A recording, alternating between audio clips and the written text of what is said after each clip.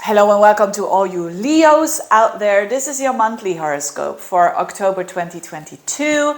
And if you want to know more about this whole month, a little bit more in detail, you can check out the other videos because this month is so much to talk about. It's the eclipse, which I'm going to make next week a video about just the eclipse, which is also about the Mars retrograde, which is also about Mercury going direct. By the way, those two last things, I have made videos about that. And also Jupiter going backwards into Pisces. So a lot is happening in October. And it all starts off with the Mercury going direct again around the 2nd, 3rd of October in Virgo, which is your second house. So there is where the understanding and the epiphany comes from. And that is a trigger that is going to prompt all of us into reassessing our Mars, which is how we are doing things. So this trigger for you is mostly, it's in your second house, which is the house of money, how you deal with that, and your belongings, so to speak, your assets, but also your self-worth. So there is a better understanding than before because of this Mercury going direct in your second house at the beginning of the month, and a better understanding of your finances, a better understanding and an improvement when you did the work of the retrograde, of reassessing that and doing new stuff and new plans. Now with the direct, it's a good time to implement those new ideas. And that is very strange because then Mars goes at the very end of the month, on the 31st, Mars goes retrograde in your 11th house. So it's almost as you are getting epiphanies around money, around your self-worth, but the way that you are goal setting and the way that you deal with your friends is different. So Mars going backwards in Gemini. It's on the 31st of October, but it's you feel it slowing down already way before that, a couple of weeks before that even. And it's a shift. So it could mean that you are reassessing a friend. There's something about them that is just showing you, because you had an epiphany, remember, in your self-worth that, is this the right friend for me? Or you are saying the opposite, like, oh yes, I didn't see that, but this person, they are way more valuable than I thought in the beginning. You see, that's the kind of reassessment that you're doing. Also, when it comes to your goals for the future, maybe you had a goal that was just not realistic, or the other way around. New goals, or thinking about your goals, how to implement them. But you have the time for this thinking and reassessing up until the midst of January. So also Jupiter at the end of the month, around the 29th of October, is going back into the 8th house, which is Pisces.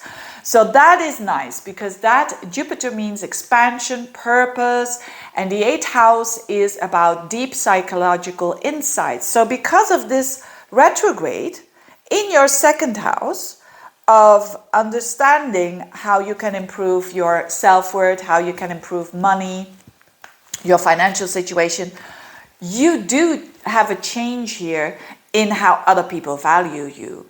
And you could be getting some gifts. You could be, whether it is, material or emotional, someone that is really valuing you.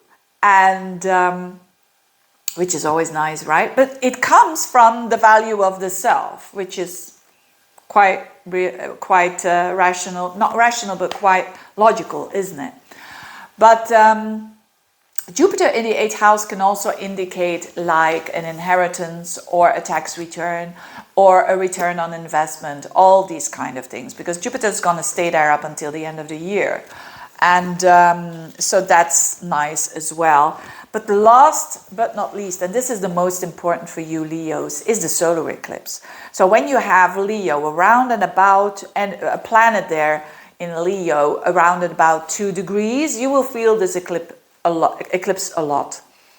But other than that, if you are a Leo, you will feel this eclipse. And it's on the 25th of October, but of course it's the whole month you already feel it. It belongs to the Saros cycle 6 South, but I'll explain more of that in another video.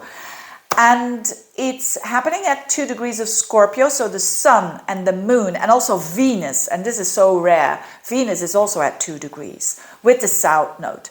So this is all about a letting go. It's an eclipse about letting go more than it is about something comes to fruition or whatever.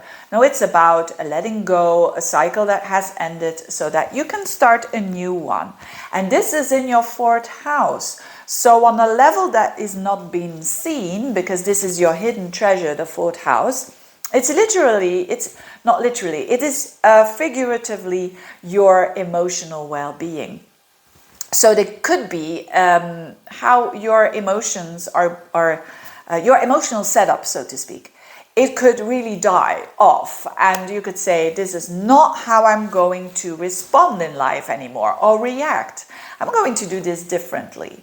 And it's a karmic cycle. It's like, I've changed. And oh boy, did you change with that? Because Scorpio is all about transformation. So it's like a huge maturity cycle, a huge, not that you weren't mature before that, but it's just a huge cycle of ending when it comes to how you do emotions. And it strengthens you for sure, or that's the meaning after this, behind this, because Scorpio is about toxicity as well. And the South Node is also about things that are outdated. So this needs to go so that you become more authentic, more real, and more healthy. That's the whole thing. Now, for some of you, this is more on a mundane level, like a house that you're selling, and so that you can buy a new house, for instance. Or something with a parent that happens in their life that is quite transformational, and it has a knock-on effect on you. That could be the case as well. But whatever it is, dear Leos, this is a cycle that is really karmic, that is really fated, and it's going to prompt you into more authenticity, and that's good. So having said that, I wish you all the best with this energy for October, and thank you for watching. Bye-bye.